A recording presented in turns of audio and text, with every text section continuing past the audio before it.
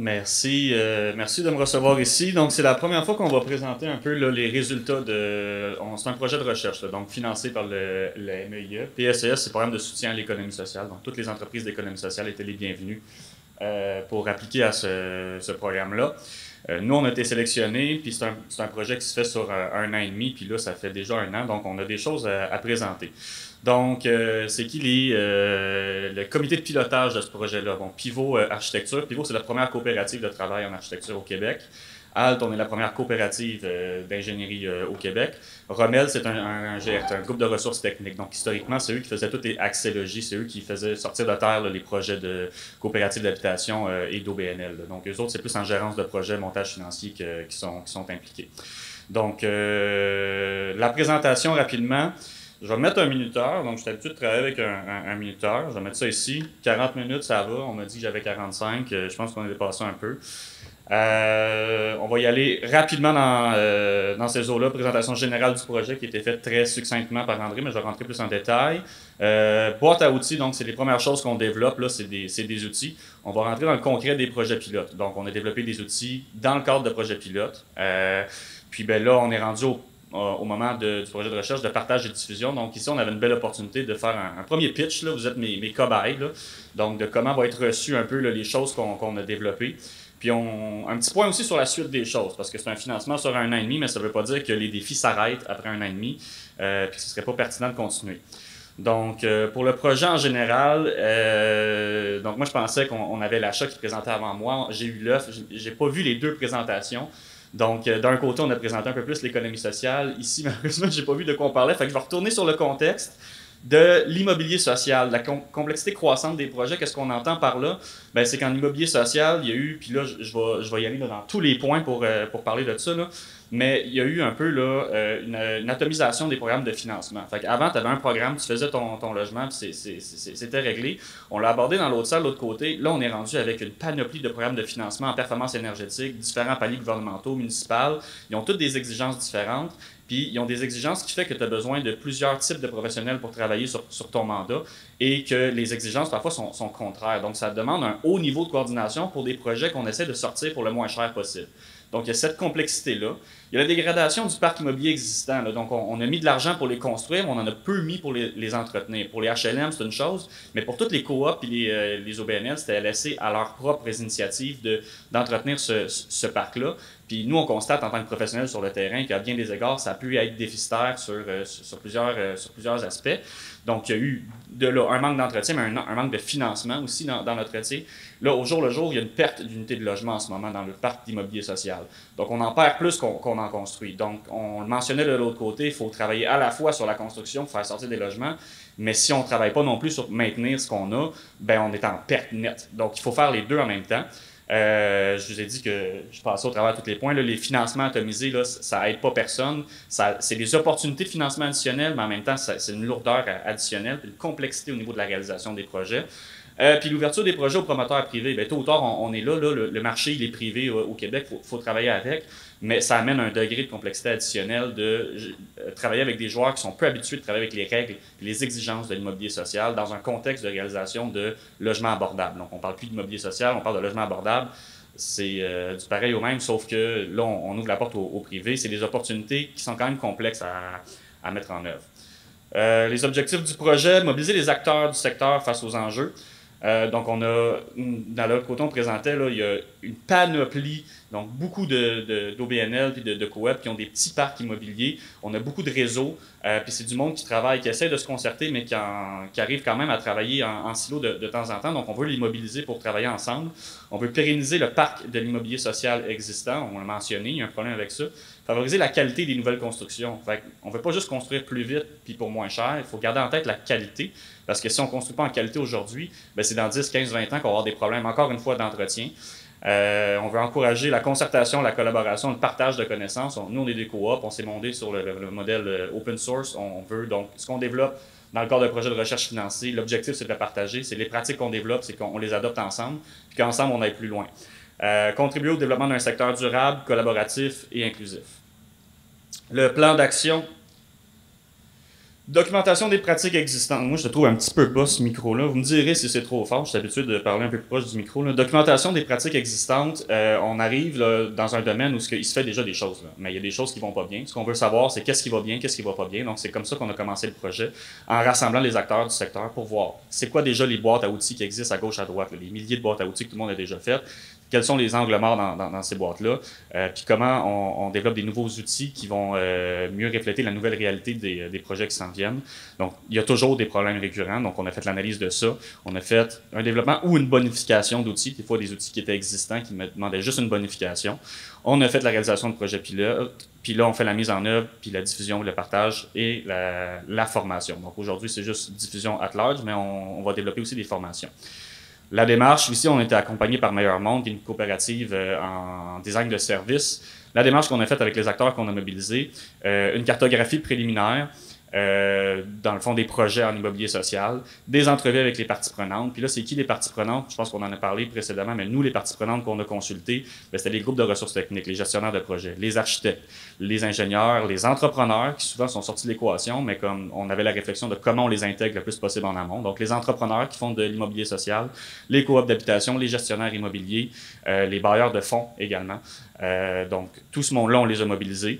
On a fait des entrevues, on a identifié des opportunités d'amélioration, puis ben, on a fait un premier draft qu'on a amené en atelier collaboratif pour voir est-ce que ça fait du sens ce qu'on présente là. On a bonifié ça, on a révisé ça, puis on arrive avec une version finale 1.0 parce qu'il n'y a rien de final jamais. Mais à un moment donné, il faut s'arrêter dans le développement d'un outil pour le diffuser, en parler, puis passer à la prochaine étape. Les thématiques émergentes qui sont sorties de ces entrevues et ateliers-là, ben, il faut bâtir et entretenir une relation de confiance. C'est une grosse base qui est un facteur de réussite, un KPI, comme on aime entendre dans d'autres conférences, là, Key Performance Indicator. Là. Si la relation de confiance, elle est là, le projet va bien aller. Donc, comment on bâtit cette relation de confiance-là? Comment on l'améliore, comment on l'entretient? Composer avec l'aspect légal. Des fois, c'est pas assez d'avoir de la bonne volonté. Là, à un moment donné, il arrive faut que tu mettes ça dans un contrat. Travailler de façon concertée tout au long. Fait que des fois, on appelle l'entrepreneur juste quand c'est le temps de construire, mais qu'est-ce qui aurait arrivé si on l'avait appelé un peu plus tôt? Comment on aurait repensé notre projet différemment? Le modulaire puis le préfabriqué, c'est un bon exemple aussi. Il faut qu'il soit impliqué dès le début du projet dans la conception. Sinon, ben ça fonctionne vraiment pas. Contrôler la qualité, assurer un travail rémunéré. Des fois, dans l'immobilier social, on se retrouve avec des professionnels qui sont là, qui font presque du pro bono pour les projets. Il faut avoir une reconnaissance de la valeur du travail puis de la valeur de la qualité. On vise à autonomiser les gestionnaires puis contrôler les dépassements. Il y en a toujours, mais comment on les contrôle mieux? Les ateliers thématiques qu'on a organisés, on a eu trois thématiques dans lesquelles on a regroupé le monde. On a visé à créer les conditions de la multidisciplinarité. Donc, on s'est assis tous ensemble puis on s'est posé cette question-là avec la cartographie qu'on s'est mis au mur, puis des questions qu'on s'est posées sur la priorisation des outils à mettre en place. Fait, dans les entrevues, dans la concertation, si j'arrive avec une liste de 30 outils, c'est pas vrai qu'ils sont tous prioritaires. Lesquels on prend, à quelle étape? Améliorer l'étape critique du prédémarrage, c'est quoi les freins et les facteurs de réussite. Fait qu'on a pris du temps pour réfléchir à ça. Puis améliorer l'étape critique des travaux, comment on valorise le travail en amont aussi. On a développé une boîte à outils suite à ça, suite à la priorisation des outils qui a été faite par l'ensemble des acteurs du secteur. Les objectifs de cette boîte à outils-là, ben, c'est bonifier l'accompagnement des clients non professionnalisés. Si on pense à une coop d'habitation, là, c'est monsieur, madame, tout le monde qui gère son bâtiment. Ils n'ont pas de formation professionnelle nécessairement dans la gestion puis le maintien d'actifs, puis encore moins le maintien d'actifs majeur. Donc, c'est des gros travaux de rénovation qui s'en viennent.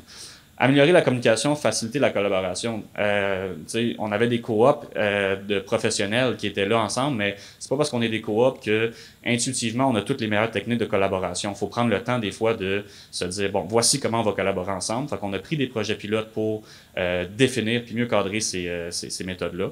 Favoriser la qualité, l'innovation et la performance, ben, c'est plus facile quand tu as une équipe qui collabore bien ensemble d'ajouter des exigences en performance énergétique, en accessibilité, en résilience climatique. Quand tu as de la misère à juste faire un projet de base, ça va être dur de rajouter des exigences par-dessus ça, mais quand tu as une équipe bien soudée qui collabore bien, ben, c'est plus facile d'amener ces réflexions additionnelles-là. Proposer un cadre légal qui facilite les processus multidisciplinaires parce que ben, on offre tout le monde dans un cadre légal. Là. Puis favoriser les relations de confiance. Donc, ce que je mentionnais précédemment, là, des outils qui sont là un peu plus spécifiquement pour ça. Gorge d'eau. Moi, je vous donne aussi un peu de temps pour digérer tout ce que je vous vomis verbalement, là. On va avoir une période de questions, je vais pouvoir rephraser tout ce que j'ai dit trop vite. Les publics cibles de nos outils là, sont très larges. On vise grand public, fait qu'il y en a ici dans la salle. Les GRT, groupes de ressources techniques, CA de coopératives, gestionnaires immobiliers, OBNL d'habitation, les accompagnateurs. Donc, des fois, c'est les GRT qui sont accompagnateurs, des fois, c'est d'autres groupes qui sont plus du côté bailleurs de fonds ou qui sont comme des nouveaux joueurs, des nouveaux joueurs dans l'écosystème. Les porteurs de projets collectifs, donc ceux pour qui on va réaliser les projets, et les professionnels. Donc, on a des outils qui s'adressent spécifiquement aux professionnels. Donc, je ne profiterai pas du temps aujourd'hui pour vous parler d'un beau chiffrier collaboratif, là, mais comme j'ai une couple de professionnels qui sont bien excités par ça. Les catégories d'outils, les étapes types d'un projet. Le premier outil que je vais présenter en exemple ici, on va le voir très clairement, là. Des outils en architecture, en aménagement, des outils sur les rôles, les responsabilités, la gouvernance, plus du côté du gestionnaire immobilier. Donc, si c'est une coop, il y a une gouvernance dans une coop. C'est quoi la meilleure gouvernance pour faire des bons projets d'immobilier social? Même chose pour un gestionnaire immobilier. C'est quoi la meilleure gouvernance avec tes locataires pour faire un bon projet de maintien d'actifs? Génie et construction, communication, mobilisation, aspects légaux encore une fois parce qu'il faut que ça fonctionne. Il ne faut pas que ce soit juste une belle idée, mais il faut que ce soit bien cadré. Au niveau des finances aussi, parce que, je l'ai mentionné là, il y en a trop des programmes, il faut qu'on s'y revoie plus clairement. Puis des outils en documentation, des fois juste des études de cas, c'est déjà un très bel outil en soi. Là, je vous présente un gros outil qu'il ne faut pas lire parce que ça, c'est le détail que je veux qu'on aille entre professionnels. C'est pour vous donner un exemple. Ça, c'est la cartographie, puis c'est un extrait d'une phase, ou c'est une étape dans une phase de réalisation de projet, où ce qu'on voit en bas les différents intervenants, les gestionnaires, les chargés de projet, les architectes, les ingénieurs, les entrepreneurs, c'est quoi leur rôle, c'est qui a le rôle, quand est-ce qu'il est appelé à intervenir, selon quelle étape du projet. Juste en haut, c'est quoi les outils que nous, on a développés qui sont pertinents pour cette étape-là du projet. Juste en haut, c'est quoi cette étape-là? Qu'est-ce qu'on s'attend à voir dans cette étape-là? Donc ça, c'est un outil qui vise à bien monter des offres de services, bien définir le projet. Ça vient avec un cahier des opérations qui va vraiment page par page sur, voici c'est quoi l'intention de cette étape-là, c'est quoi les livrables qu'on devrait attendre, c'est combien de périodes de coordination. Donc vraiment dans un détail pour les professionnels. Mais quand je parlais de grand public, si je présente ça ici, c'est un petit peu plus digeste pour tout le monde. Là, on a toutes les grandes phases, pré-démarrage, démarrage, conception, réalisation des travaux, jusqu'à la livraison et l'amélioration continue. Si je m'assois avec un CA d'une coop ou un assemblée générale d'une coop, c'est plus facile de présenter ça pour dire, voici ce qui vous attend. Puis aujourd'hui, on va juste parler de la phase 1, parce que juste le pré-démarrage, ça va prendre 1 an. Donc, vous m'avez demandé de faire vos salles de bain pour l'année prochaine, puis là, je vous présente ça pour vous dire on va prendre un step back, puis voici dans quoi on s'embarque, parce que les financements que vous demandez, ils ont des exigences d'économie d'énergie. Fait que c'est des gros projets, là. Donc, on va s'éduquer tout le monde ensemble sur comment on va bien travailler. Puis là, on a aussi, encore une fois, les différents intervenants qui vont apparaître à chaque étape. On y va quand même dans un petit peu plus détaillé, quand même grand public. Donc, c'est quoi le pré-démarrage? C'est quoi les livrables types pour chacune des étapes? Fait que ça, on présente ça à tout le monde. Le cahier des opérations que je faisais référence, le premier paragraphe, il s'étire sur 3 pages. Là, donc, il est vraiment plus technique et détaillé. Les projets pilotes qu'on a réalisés, je le mentionnais, faut travailler. J'ai l'impression que ça descend, ça. Faut qu'on travaille autant dans la construction neuve que dans le maintien d'actifs. Donc, on est allé chercher des pilotes dans ces 2 volets de réalisation de projets-là. On est allé chercher des projets qui varient en taille, qui varient en type de gestionnaire immobilier, puis qui varient aussi dans les différentes phases de réalisation. Donc, on en a qui sont en pré-démarrage, puis on se rend jusqu'à la réalisation des travaux. Donc, on a à peu près 5 projets pilotes en maintien d'actifs en construction neuve. Je vous en présente 2 ou 3 aujourd'hui. On n'a pas le temps d'aller dans le détail dans tout, mais on les a tous documentés. Puis chaque projet pilote avait comme un angle de documentation qui est un peu propre, mais voici les grands angles. La gouvernance, la collaboration et la multidisciplinarité, puis la qualité, l'innovation et l'impact environnemental. Donc, on essayait de voir, dans ce projet-là, qu'est-ce qu'on va piger dans ces angles-là. Des fois, on ne parle pas de gouvernance du tout, puis des fois, on parle des 3. Coop en ménage, qui est une coopérative d'habitation dans Hochelaga Maisonneuve, coopérative de 10 logements. C'est un projet de maintien d'actifs, amélioration énergétique et accessibilité. Donc, l'accessibilité était un des premiers points de démarrage du projet. On a un parc vieillissant, mais on a une population vieillissante aussi. Fait que des gens qui sont en coop depuis 30 ans, qui voudraient rester en coop, des fois, on a besoin de travaux d'aménagement. C'est pas tout le temps simple. Quand on a des grosses opportunités de financement avec une équipe complète puis des projets complexes, des fois, on peut en faire un peu plus. Donc, il y avait cet angle-là qui est abordé dans cette coop-là, puis qui est typique de ce qu'on pense qu'on va retrouver dans d'autres projets de maintien d'actifs, dans des coops d'habitation. L'équipe, c'est Atelier Habitation Montréal, qui est le GRT. Auteur 233, la deuxième coop d'architecture au Québec. Puis ALT, coop en ingénierie. Les aspects novateurs, la collaboration entre les professionnels puis l'intégration des livrables. Donc, dès le début du projet, la coop, c'était exactement ça. On veut faire nos salles de bain, pouvez-vous nous aider? Là, moi, j'avais pas encore tous ces outils-là que je vous présente. Là. On a pris un step back, on a regardé c'est qui les collaborateurs avec qui on peut travailler de façon le plus intégrée possible. Ils ont monté un appel d'offres multidisciplinaire. Elle n'était pas bien faite, mais c'est un point de départ où ce que nous autres, ça nous donne l'outil. L'idée d'un outil, peut-être qu'on pourrait avoir un appel d'offres standardisé pour des projets complexes, avec les services en ingénierie et en architecture, pour avoir l'offre la plus complète possible, pour pouvoir comparer des pommes avec des pommes. Donc, dès l'appel d'offres, on avait déjà de quoi d'intégrer. Les deux offres de services qu'on a faites séparer, parce qu'on n'est pas encore intégré, puis on vise pas nécessairement des consortiums, elles se répondaient quand même. Donc, on avait quand même on séparait quand même bien les rôles et les responsabilités, là où commençait le travail de l'un, puis là où s'arrêtait le travail de l'autre, parce que en ingénierie et en architecture, des fois, il y a des zones un peu grises là, quand tu vas faire du maintien d'actifs. Donc, c'est important de bien le définir, parce que si l'architecte s'attendait à ce que je fasse le bilan de santé complet de l'immeuble, puis que j'ai pas personne en enveloppe pour le faire, moi, j'ai besoin de son input pour ça.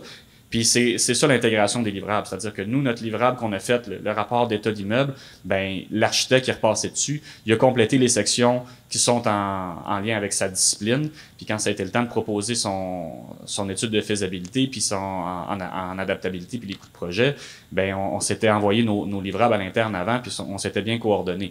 Donc, cette étape-là, c'est pas grand-chose, mais juste de le mettre par écrit en pratique, de dire c'est attendu que les professionnels vont faire ça, ça peut faire toute une différence, parce que pour réaliser d'autres projets similaires en parallèle de celui-là, ça arrive pas, ça. C'est comme chacun travaille de son bord, je fais mon mandat, je livre mon rapport, tu t'arranges. Si tu me rappelles plus tard, je vais revenir t'aider. Là, on essaie d'avoir des pensées, des façons de faire un peu plus complètes du début à la fin en accompagnement. C'est quelque chose qui est très demandé de la part de la clientèle. Le projet va se rendre jusqu'en plans et devis. Puis là, phase finale, c'est pas qu'on arrête là puis on n'aura pas de travaux. C'est phase finale avant la fin de notre projet de recherche. Fait qu'on va documenter jusqu'aux plans et devis. Les outils développés, un cadre d'entente partenariale et des offres de services intégrés. Je l'ai parlé. Moi, j'ai été approché mes collaborateurs, j'ai fait « ça vous tente-tu qu'on se paye un trip? » Mais on n'avait rien là, pour nous guider là-dedans. Fait qu'on essaye, on patauge, on essaie des affaires ensemble. Comment est-ce qu'on pourrait bien cadrer notre collaboration? Puis on développe des outils basés là-dessus qu'on va diffuser puis qu'on peut reprendre nous-mêmes, mais qu'on veut que d'autres reprennent aussi par la suite. Rapport d'inspection intégré, encore une fois, on patauge. Qu'est-ce qu'on intègre ensemble? Ça vaut-tu la peine qu'on se fasse 8 rencontres de coordination pour repasser 8 fois le travail? Ou une, c'est assez? Est-ce que tu peux écrire dans mon rapport? Sont où les limites d'un point de vue déontologique aussi? Puis un chiffrier collaboratif, parce que des fois, juste de travailler dans des chiffriers différents, ça amène des erreurs de transmission de données. Fait que ce chiffrier-là, c'est dans le développement d'outils, on a repris le même processus, on a fait un premier draft, on a assis les professionnels puis les ingénieurs du domaine, puis on a demandé des feedbacks sur faut que ce soit simple, faut que tout le monde veuille l'utiliser. Est-ce que ça, c'est un modèle qui vous convient? Qu'est-ce qu'on change dans ce modèle-là? Donc, on développe ces outils-là pour des projets comme celui-là. Coop Rose et Bleu, petite gorgée d'eau, je vous laisse lire pendant ce temps-là. Coop Rose et Bleu, coopérative d'habitation de 18 logements. Travaux majeurs entrepris à la fin de la convention SCHL avec stratégie climatique. Fin de convention, c'est toutes les coops qui sont en fin de convention. Ils ont été construites il y a 30 ans. On a donné un gros boom pour la construction. Là, ils arrivent tous en fin de convention. Il y en a qui sont bien entretenus, il y en a qui sont moins bien entretenus. Les SCHL, stratégie climatique, c'est un des bailleurs de fonds, une des sources de financement. Ils t'exigent la performance énergétique. Je ne l'ai pas mentionné pour coop en ménage, là, mais on est dans une situation similaire. Oui, éco-énergétique, ouais. Donc, il faut faire un maintien d'actifs. Il ne faut pas juste remplacer, il ne faut pas juste améliorer la qualité intérieure, il faut aussi améliorer la performance énergétique. Les professionnels, c'est Atelier Habitation Montréal comme GRT, Smith Vigent comme architecte, Point Carré comme ingénieur. Donc, on documente aussi des projets pilotes où c'est pas nous qui allons faire de A à Z. On est intéressé de voir c'est quoi les pratiques des autres dans un projet qui sort un peu des normes, puis est-ce qu'on est en mesure de les outiller avec ce qu'on développe à l'interne. Fait que si j'arrive avec un chiffrier à temps pour ce projet-là, je peux faire comme « Coucou, on a développé ça, est-ce que ça t'intéresse? » Le focus de l'analyse ici, c'est la gouvernance de la coopérative lors des travaux de rénovation. C'est un gros projet, maintien d'actifs majeur en efficacité énergétique pour une coop. Quelle est la meilleure façon pour une coop de s'organiser à l'interne pour gérer un projet comme ça, parce qu'on s'entend qu'ils font ça de façon bénévole. Nous, on est payés pour faire ça. Mais là, il faut qu'on deal avec des gens qui sont pas payés, qui font ça de bénévole pour leur logique, qui sont pas formés pour ça. Donc, quelle est la meilleure structure? Comment rendre plus agile la gestion du projet du côté de la coopérative d'habitation? C'est là-dessus qu'on a le focus parce que on a un espion dans notre comité de pilotage qui habite dans cette coop-là. Fait que ça nous permet de voir aussi comment ça peut devenir chaotique, un projet de maintien d'actifs, depuis l'intérieur d'une coop d'habitation. C'est des processus démocratiques, c'est dur à gérer. Est-ce qu'il y a un modèle de gouvernance qui peut aider là-dedans? On en propose quelques pistes de solutions. On va se rendre jusqu'aux plans et devis probablement dans ce projet-là. Les outils développés, l'organigramme de la gouvernance des projets en coopérative d'habitation. Qu'est-ce qu'on observe? Qu'est-ce qui serait une bonne façon? Est-ce qu'on aurait un comité ad hoc qui serait là uniquement pour le maintien d'actifs? Donc, on a souvent des comités d'entretien, des comités finances, des comités ci, des comités ça. Fait que, si on fait un comité ad hoc, il répond de qui? Il répond du CA. De quelle façon il répond du CA?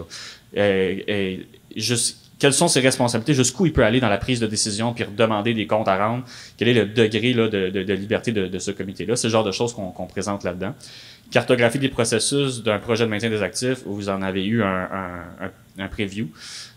Donc, c'est ceux-là pour la coop, ben, c'est les processus simplifiés, mais c'est pour dire comme ben voici les prochaines étapes de projet, voici un langage commun aussi, parce que des fois, même dans les programmes de subvention, on n'a pas les mêmes phases de projet, on n'appelle pas les mêmes études de la même façon. Fait que nous, on est comme, ben, on peut-tu au moins uniformiser, tu sais, comment on va se parler? Déjà ça a l'air d'être très innovant. Gabarit d'organigramme communicationnel pour la gestion d'un projet. Ben, ça aussi, c'est la base, là, mais de se dire, on va prendre le temps de le faire, puis voici une façon de le faire de façon efficace, ben, c'est un pas de plus là, dans la bonne direction. Résilience Montréal, gorgée d'eau, je vous laisse lire. Centre d'accueil pour les personnes en situation d'itinérance porté par les Premières Nations. C'est un projet de requalification. Requalification, nous autres, on le considérait comme un projet de construction neuve plus.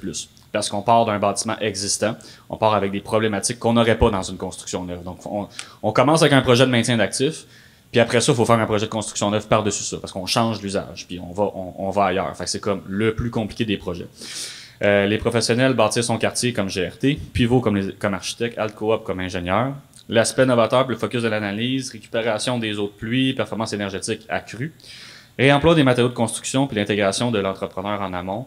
Ici, on est en, je me rappelle plus c'est lequel, CCDC 5B ou CCDC 14, mais l'intention c'est d'avoir de façon très cadrée, très normalisée l'intégration de l'entrepreneur en amont. On est déjà là, on commence la phase de construction pour ce projet-là. Le réemploi des matériaux de construction, ben avec le financement qu'on avait, on est en mesure d'aller comme ajouter un petit peu plus de bonification sur des projets. Tu sais, si on est en construction, c'est parce que la conception, ça fait déjà 2 ans qu'elle se fait là. Fait que ce projet-là, on l'a pris puis on s'est dit, est-ce qu'on peut aller un petit peu plus loin dans le réemploi des matériaux avant de commencer la construction? C'est payer des consultants pour le faire. Puis ben, ce qui va sortir de là, c'est le guide de la sélection guide du réemploi des matériaux. Donc, parce qu'on a beau en parler, c'est le fun, on veut en faire, mais c'est quand tu es dans ton projet, c'est dur à mettre en place. Il faut que tu penses à ces processus-là en amont. Comment qu'on modifie la façon de faire les projets en pensant au réemploi? Là, ici, on avait l'occasion de faire un premier jet pour un guide du réemploi. Ils vont être aussi sur le projet de coop en ménage. Donc ça, c'est un des outils. Cartographie des processus de projet de requalification, j'en ai parlé un peu, c'est comme les plus compliqués des projets, mais en même temps, faut valoriser le bâtiment existant. C'est un non-sens de le jeter à terre pour de le reconstruire.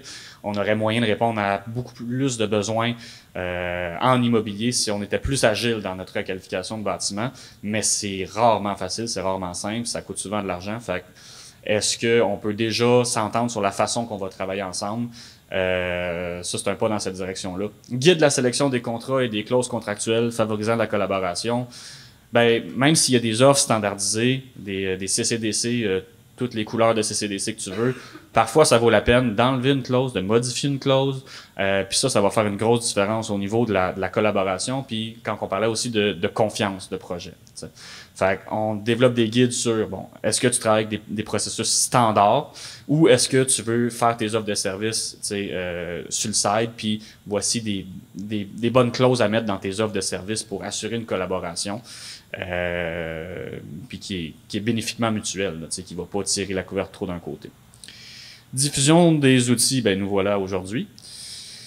Partage et diffusion. Bon, OK. Ma job est finie, j'ai fait ma conférence, je peux rentrer chez nous après? Non. On a passé ça plus large. On va faire sur les sites web des partenaires, partage dans nos réseaux sociaux, c'est comme la base.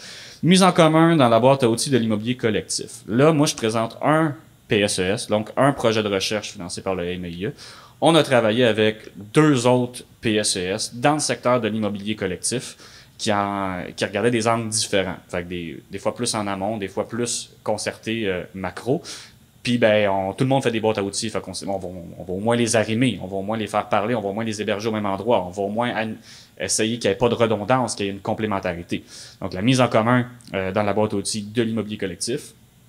On développe des formations et de l'accompagnement pour le CTLC, la CQCH, puis la GRTQ. Ça, c'est des beaux acronymes qui vous disent rien, mais j'aurais de la misère à retrouver le nom complet de ces gens-là. CTLC, c'est un genre de bailleur de fonds en accompagnement. Il gère le fonds municipal vert. Fait quand il y a des demandes qui passent au fonds municipal vert, il y a comme un accompagnateur du CTLC qui embarque.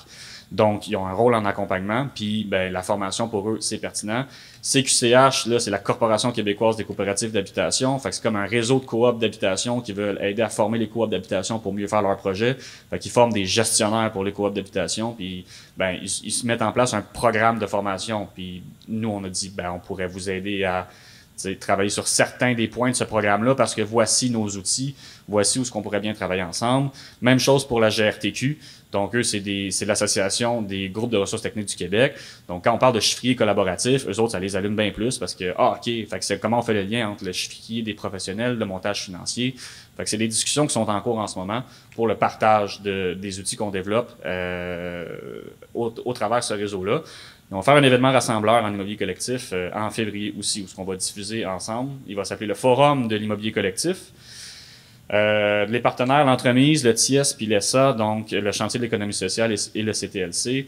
Donc, c'est ceux qui ont les autres programmes de recherche en immobilier collectif et aussi des partenaires clés là, dans les démarches qu'on a fait. On organise ça ensemble le 24-25 février à la Cité des Hospitalières. Voici une liste exhaustive là, des gens qui vont être invités. J'en parle ici parce que ça sera pas ouvert complètement au grand public, mais il va y avoir une ouverture quand même des inscriptions. Le nombre de places va être limité. Mais il va y avoir des porteurs de projets, des accompagnateurs, des professionnels, des promoteurs, des décideurs, des bailleurs de fonds, des fondations, des organismes de soutien, des membres de l'ESA. C'est une bébite, je ne prendrai pas le temps de l'expliquer ici si vous avez des questions à ce niveau-là. Et des entreprises d'économie sociale. Parenthèse sur les entreprises d'économie sociale, les coops sont par définition des entreprises d'économie sociale. Donc, c'est pour ça qu'on a eu ce financement-là. Donc, nous, on est des coopératives d'architecture, d'ingénierie. En temps normal, on fait nos projets, puis on génère de l'argent, des profits qu'on réinvestit dans une mission sociale qui est la mission qu'on s'est donnée à notre création. C'est minimalement le travailleur. Donc, donner des conditions d'emploi favorables aux travailleurs. Ça a donné que nos organisations avaient aussi des valeurs environnementales et sociales similaires. Donc, le logement social, la crise climatique, ce genre de choses-là. Donc, c'est aussi inscrit dans nos valeurs et dans notre mission. Donc, quand on fait des profits, on réinvestit ça aussi dans notre mission. On est quand même des entreprises qui cherchent à faire un profit, mais on est des entreprises d'économie sociale au même titre qu'un OBNL. Donc, voilà. Les objectifs de l'événement. Mettre de l'avant l'immobilier collectif. Là, vous êtes peut-être remarqué, on a parlé d'immobilier social, immobilier collectif. Il y a une nuance entre les deux. On a élargi à cause des partenaires qui organisent l'événement avec nous. Nous, on est beaucoup dans le résidentiel, les autres, ils sont dans l'usage mixte. Donc, on va parler d'immobilier collectif, puis on va le définir un peu plus clairement pour cet événement-là, c'est quoi. Mais je pense que pour les besoins de notre présentation, on peut considérer quand même l'immobilier social comme substitut à l'immobilier collectif. Diffuser les activités et les retombées des PSES. Donc, ça va être l'occasion de... Ce ne sera pas d'autres présentations comme celle-là. Il va y avoir une panoplie de présentations différentes, de contenus beaucoup plus spécifiques, des actions porteuses. Consolider l'écosystème d'acteurs en immobilier collectif. Bon, là, on va se rassembler, on va célébrer, puis on a des pistes d'action, des pistes de solutions, puis c'est une plateforme pour aller plus loin là-dedans. Développer une vision commune des actions à mettre en place. Exactement. Donc, on s'est consolidé ensemble, puis maintenant, comment est-ce qu'on va plus loin ensemble, concrètement? Donc, on va arriver avec des suggestions pas nécessairement de feuilles de route, là, mais d'actions à poursuivre, de façon de travailler ensemble, puis on va réfléchir ensemble à cet événement-là. En dehors de l'événement, c'est pas juste la fin, là, il est juste à la fin de notre financement, mais on pense qu'il y a une suite pertinente à tout ça. On le pense pourquoi? Ben, parce qu'on s'est concerté avec des gens du réseau de l'immobilier social, puis on a demandé, c'est pas nous qui pensons que c'est pertinent, c'est les gens qui ont collaboré avec nous. On leur a demandé pourquoi ce serait pertinent, qu'est-ce qui serait à pérenniser, le développement et la mise en œuvre d'outils. Là, on en a ciblé des prioritaires, mais il y en est venu un paquet d'autres. Fait qu'il faut commencer en quelque part. Et puis, tu sais, il y a mise en œuvre. Développer un outil, puis mise en œuvre, c'est deux choses. Si je fais un outil, puis je le mets sur le web, il sera jamais utilisé. Donc, tu sais, nous, on vise à former les gens à les utiliser, on mise à les entretenir, les amener ailleurs, les faire évoluer. Donc, des outils additionnels ou des meilleurs outils, des outils plus adaptés. La concertation entre les professionnels, qui c'est pas tout le temps facile. C'est pas vrai que c'est dans le cadre d'un projet que tu permets de faire de la concertation puis de penser à plus haut niveau sur maintenant comment j'intègre l'aspect de résilience climatique dans mon projet. Non, mais t'as un échéancier, il faut qu'il sorte de terre ton projet. Donc, c'est de se donner la place pour la concertation entre professionnels, mais aussi la concertation sectorielle. Donc, l'ensemble des acteurs, puis là, je pense que c'est exactement la prochaine slide. Notre comité directeur, donc, j'ai présenté au début le comité de pilotage, c'est ceux qui mènent l'action terrain de cette recherche terrain-là. Notre comité directeur qu'on a mis sur pied qui nous aide là-dedans, il y a la Société des habitations du Québec. Là, on voit Delta T, mais c'est devenu Coop Carbone. Ils ont été acquis par Coop Carbone. Donc, c'est une autre coopérative qui œuvre dans le domaine, mais à une échelle plus macro. La GRTQ, Réseau Coop, c'est la Fédération des travailleurs, Coop des travailleurs du Québec. La CQCH, comme je vous ai mentionné, la Confédération des coopératives d'habitation. CTLC, le Centre de transformation du logement communautaire. Je l'avais pas nommé tantôt parce que je mélangeais tout le temps, là. Mais c'est ça. C'est un accompagnateur, un bailleur de fonds. Ils font un peu de concertation. C'est pan-canadien. Donc, c'est intéressant. Le Réseau québécois des OSBL d'habitation. On parle pas juste de coop. Je vous ai présenté des cas de coop parce que c'est un des cas les plus difficiles à travailler avec. On se dit que si on a des clés pour ce contexte-là, ben c'est plus facilement réplicable sur des projets où ce que c'est plus simple. Si je travaille avec un gros OSBL qui est professionnalisé, ben les choses que j'ai mis en place pour quelqu'un qui ne l'est pas, il s'applique quand même. C'est juste que j'ai moins de temps à passer dessus puis à l'expliquer. L'ESA, c'est un regroupement d'entreprises d'économie sociale en aménagement du territoire. Nous, on est membres de l'ESA. Les autres que je vous ai parlé plus tôt sont membres de l'ESA. On est des entreprises d'économie sociale, puis on fait de l'aménagement du territoire. On se concerte ensemble, on essaie de voir comment on peut mieux travailler. Ben, ça donne qu'au travers de l'ESA, on a connecté nos projets de recherche ensemble. Donc, c'est un genre de facilitateur à ce niveau-là. Puis le chantier de l'économie sociale. Donc, ces gens-là qu'on a présenté notre projet de recherche, qui étaient là pour nous cadrer, nous guider, nous amener vers des pistes de réflexion additionnelle ou des contacts à l'externe qu'on n'aurait pas eu le temps d'intégrer. On a des actions concrètes avec presque chacun d'entre eux sur des outils, sur des voies à venir. Puis c'est un niveau de concertation qui est beaucoup plus haut que comment je fais de l'ingénierie dans le bâtiment, comment je fais de l'architecture dans le bâtiment. Là, on regarde comment on va faire des projets d'immobilier collectif qui font du sens, puis c'est en maintien d'actifs et en construction neuve, puis à tous les niveaux. Là, j'ai parlé des bailleurs de fonds, mais comment est-ce qu'on adapte les programmes de financement pour que ça réponde mieux aux besoins terrain? Parce qu'on peut avoir une conversation entre « ça fait pas de sens cette exigence-là, ça me coupe du financement pour des projets ou ça m'amène une charge de travail qui va faire que je n'irai pas chercher ce financement-là. » Fait que c'est de lier la conversation entre le terrain, entre les acteurs sectoriels régionaux, entre le financement, dans une optique de mieux faire les choses puis d'essayer d'atteindre les défis quand même énormes qui nous attendent pour l'avenir. Si on ajoute des exigences au projet, c'est parce qu'on n'a pas le choix. Parce qu'on les faisait pas bien avant, on a besoin de faire mieux. Donc, en ajoutant des exigences, il faut se concerter à tous les niveaux. Donc, c'est un peu ça qu'on veut continuer de maintenir. Il faut que je remercie nos partenaires financiers. D'abord, le MIE, qui a financé une grosse partie du projet de recherche. La Société des habitations du Québec également a financé. Caisse d'économie solidaire, PME Montréal. Génium 360 et la personnelle aussi, au travers d'un programme Agir. On décide de financer ce projet-là. Un gros merci à eux, sans quoi on ne serait pas là aujourd'hui. Et voilà, c'est tout. Hey. Je vais laisser ma belle petite main levée. Comme ça, s'il y en a qui veulent lever la main, venir poser des questions. Du temps pour des questions? Oui, je l'ai vu ici. Là. Alors, ça en prend pour casser la glace, hein? Toujours.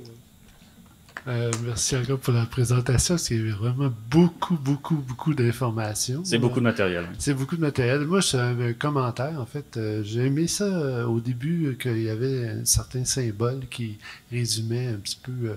Puis après ça, bon, ça a été plus dans des trucs écrits, mais je pense que ça serait bon d'utiliser peut-être même des statistiques avec des chiffres ou des choses comme ça, parce que bon, il y a tellement pour se rappeler un peu de tout l'ensemble de votre présentation, puis aussi de la recherche qui est assez complexe. Oui. J'ai l'impression que ça pourrait enrichir un petit peu, ou en tout cas faciliter l'enregistrement de toute cette information-là, en mettant soit des symboles ou encore des chiffres qui peuvent aider à comprendre le truc. Merci du commentaire. Les symboles sont là, ils ont été développés pour ça d'ailleurs. Donc aujourd'hui, on fait une première présentation, mais c'est des choses qui vont revenir au travers de la boîte à outils. Puis quand on parlait d'harmonisation de boîte à outils, c'est une de ces choses-là. Donc de parler le même langage, mais des fois juste d'avoir le même symbole aussi. J'adore votre travail, merci. Est-ce que vous pouvez juste élaborer sur le projet de la maison pour itinérants autochtones? Combien d'étages? C'est quoi le budget? C'est où? Physiquement, ainsi de suite. Ouais. Je vais dire ce que je peux. Je suis pas chargé de projet sur ce projet-là. Donc, le niveau de détail sur le montage financier, je ne le sais pas. Ce que je sais de ce projet-là, c'est pas centre-ville, mais c'est proche du marché Atwater. Fait qu'il y a plusieurs quartiers qui sont proches. Là, fait que je sais plus exactement c'est lequel, où est-ce que ça se situe. Puis c'est un bâtiment en requalification qui a été presque légué à l'OBNL qui allait travailler dedans. Au rez-de-chaussée, il y avait un antiquaire, puis à l'étage, il y avait des logements. Donc, puis je pense qu'il y a un sous-sol. Donc, on va creuser le sous-sol, aller chercher plus d'espace au sous-sol, aménager le rez-de-chaussée comme centre d'accueil, puis faire des chambres ou l'aspect plus résidentiel à l'étage, c'est 2 ou 3 étages. Donc ça, c'est ce que je sais du projet. Puis sinon, le financement, c'était bâtiment BCVI, bâtiment communautaire vert et inclusif. Fait qu'il y avait des exigences de réduction de au moins 25% de consommation énergétique. Je pense qu'on est au-delà de ça. Il y a beaucoup de travail qui a été fait avec la communauté aussi, là, par les architectes. Il y a du travail qui reste à faire aussi, l'acceptabilité sociale du projet. Donc, c'est ça. Mais c'est un projet qui commence, là, qui est en chantier en ce moment. Donc, ça a été un peu en montagne russe parce que les financements n'étaient pas certains. Les coûts de projet, quand tu attends 2 ans, ta réponse de financement, ben ils sont plus les mêmes. Donc, il y a toujours ces enjeux-là qu'on te demande finalement professionnel de faire plus avec moins. Quand tu as déjà signé un contrat il y a 2 ans de ça, tu sais, ça suscite des enjeux de ce côté-là. Ça arrive, ça, vraiment?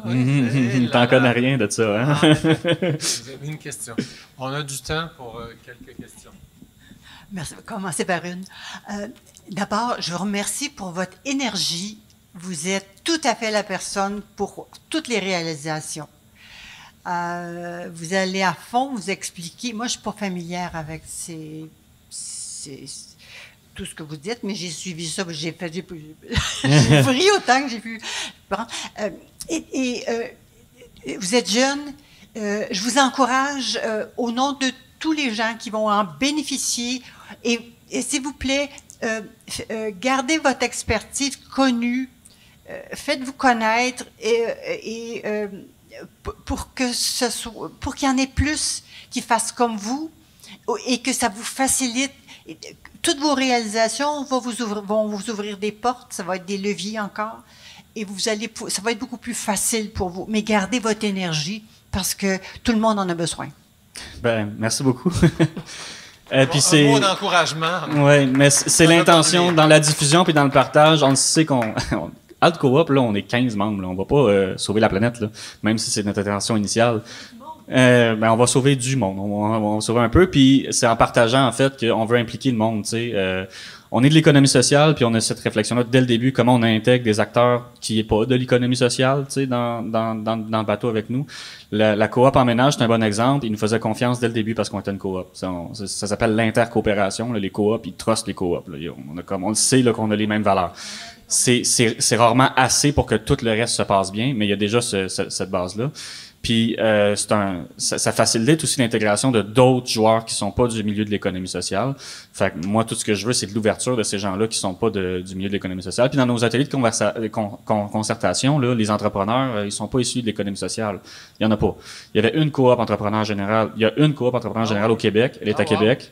Il y en avait une à Montréal. Elle a fait faillite. Elle était l'instigatrice de ce projet-là. Mais entrepreneur, des fois, c'est encore plus montagne russe que nous. Là. Quand ça va pas bien sur un chantier, ça peut être critique. C'est ça qui est arrivé sur plusieurs chantiers en même temps pour eux. Donc, c'est ça. C'est d'offrir puis de voir où est-ce qu'on aurait des oreilles attentives. Puis nous autres, on collabore avec tout le monde. On collabore avec nos compétiteurs directs là, sans problème. Merci infiniment. Je vais avoir quelques petits mots.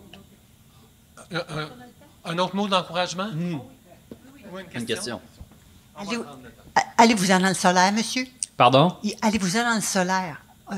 Parce que, oui. comme vous avez entendu tout à l'heure, Hydro-Québec va accompagner des gens qui ont des projets et vous autres, vous avez des garanties de réalisation. Je pense qu'ils sont très au fait des programmes. Oui. Sincèrement. On n'exclut pas du tout le solaire. On n'est pas solaire-ophobe. Dans un autre ordre d'idée, est-ce que j'ai Luc Muldermans qui est arrivé? On a Jean-Paul Boudreau qui est là-bas, qui va être dans la salle B au retour du dîner. Et puis, bon, ben, on va attraper Luc Muldermans quand il va arriver. Merci beaucoup. Merci infiniment.